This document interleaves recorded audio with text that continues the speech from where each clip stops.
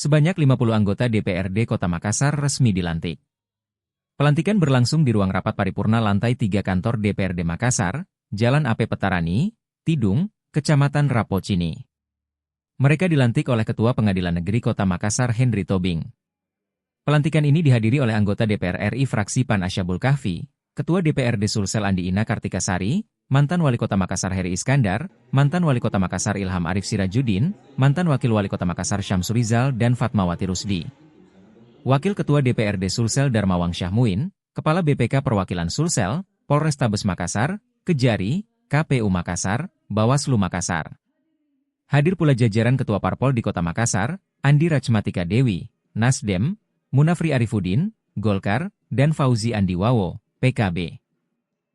Rapat paripurna pelantikan anggota DPR Makassar 2024 hingga 2029 ini dipimpin oleh Ketua DPRD Makassar Rudianto Lalo.